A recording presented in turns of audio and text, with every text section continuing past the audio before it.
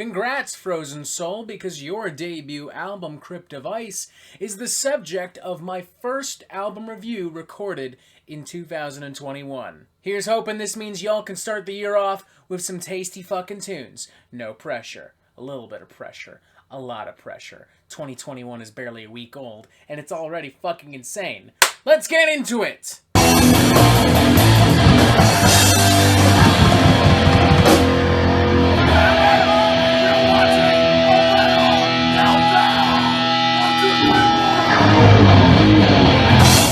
Crypt of Ice is the debut studio album from Frozen Soul, an American death metal band hailing from Fort Worth, Texas. They're a relatively new band in the underground American death metal pond, but they've already made quite a splash with a fantastic demo back in 2019 entitled Encased in Ice, leading up to this debut studio album released with the help and support of Century Media Records. An impressive feat to say the least. I mean, Century Media is home to Napalm Death, Queensryche, At the Gates, Arch Enemy, I Hate God, and so many more super important, influential, and fantastic heavy and extreme metal bands. But certainly not, and thankfully not, an unwarranted feat, because Frozen Soul are putting out some of the nastiest, some of the most cutthroat, some of the most bloodthirsty and outright cold death metal I've heard in a while. From its start to its finish, Crypt of Ice is an uncompromisingly hellish and brutal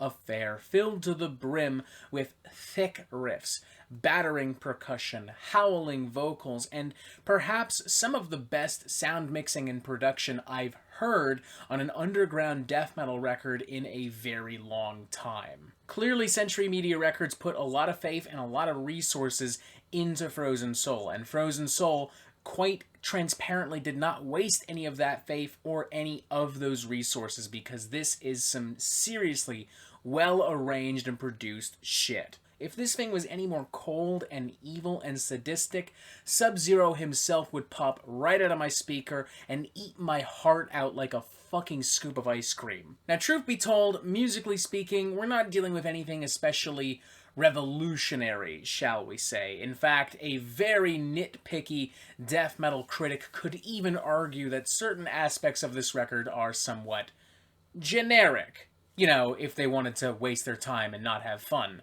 of course. Here's the thing, though. I don't like wasting time, and I like having fun, so I'm not going to do that. No, Frozen Soul are not reinventing the wheel here, but the wheel is moving a lot smoother than it probably should be.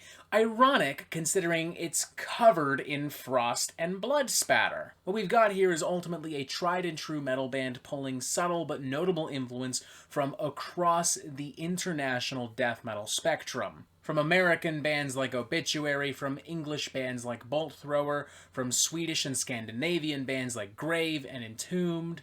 There are some riffs and passages and breakdowns that arguably harken to the kind of deep-fried southern swagger that we would expect from other Texan metal bands like Power Trip and Iron Age. And weirdly, there were a lot of moments on this record that probably unintentionally, but nonetheless reminded me of the drudge and the doom of a band like Shibalba. But all that aside, musically, you know the drill. It's fucking death metal. It's brooding, it's vicious, it's cutthroat, it doesn't waste any fucking time whatsoever. Title track Crypt of Ice is thick, hearty, groove-laden, a very brooding track with a lot of nasty vocals, a lot of pummeling, simplistic percussion. It is true, blunt, caveman death metal performed with the utmost confidence and clarity. Well, okay, clarity by the standards of underground death metal. I mean, it's pretty fucking grisly, pretty fucking gnarly, but I think you get the point. Then you've got a track like Encased in Ice, which is a little bit more boneheaded, a little bit more primitive, a little bit more savage and direct, plowing away up until its final moments, where it does begin to slow down big time and unleashes some of the heaviest fucking riffs on the album. The track Wraith of Death kind of expands on that doomy monotony a little bit with a very sinister, almost Death Doom kind of opening and riff. Contrasted later with some classic death metal flavors and some vicious breakdowns, it makes for a very powerful and stark moment on the record. This is definitely the kind of music you want playing in the background when you beat a motherfucker to death. Not that I would know, of course, because that's ridiculous.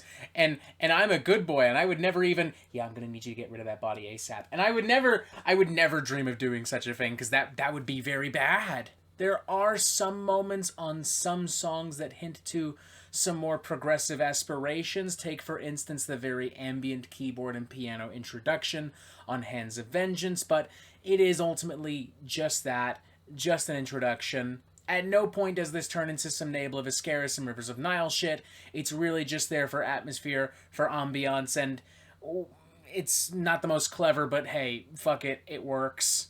There are, however, some atmospheric bits that I do think do work quite nicely, though. For instance, the overall setting and the aesthetic of the record does a lot to give this a very unique atmospheric edge. The way the vocals, the guitars, and the drums and the bass echo off of everything, it really does feel as if you're listening to this in a fucking cave with a band of ice creatures. And outside there is a fucking blizzard howling. You can practically feel the cold, snowy air brushing up against your neck. I don't really have an issue with this record per se, but I do wish that the lyrics were a little bit more inventive and a little bit more creative. What we've got here ultimately just kind of feels like the leftovers of like really early Cannibal Corpse, except they put in the words snow and ice and cold so that it would fit their aesthetic. By no means a deal breaker, and I doubt a lot of people are even going to pay attention, but considering how devastatingly, sonically fucking heavy this thing is, I was kinda hoping for something a little bit more graphic, a little bit more detailed, and a little bit more creative. All in all, I thoroughly enjoyed the fuck out of this thing. I would give this a very, very, very enthusiastic 3.5 out of 5.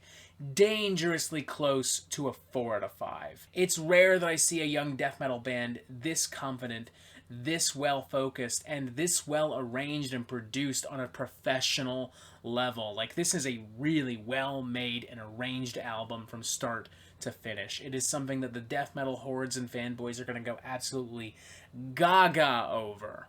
In the future, I would like to see just a little bit more creativity and a little bit more oomph and spice in the songwriting and in some of the song craft, but again, all things considered, this is a thoroughly entertaining and engaging record from start to finish. I am super pumped to see how Frozen Soul continue to expand beyond this point, especially when you consider that if they're already starting off at this level of fucking quality, then imagine what the next album is going to sound like. Like, if they're already scaling the fucking mountain, then it will take them no time to reach the fucking top. For now, though, 3.5 out of 5, a seriously fucking good, almost great album. Definitely check this out if you're looking for some seriously brutal goodness. And that is it for the Metal Meltdown. I'm not an expert, nor do I claim to be, so what do you think? Do you like this record? Do you not like this record? And what do you want to hear from me next? And thank you for watching. Make sure you press subscribe right here so you get updates on the Metal Meltdown fucking immediately. And as always, you have yourself a fantastic fucking day.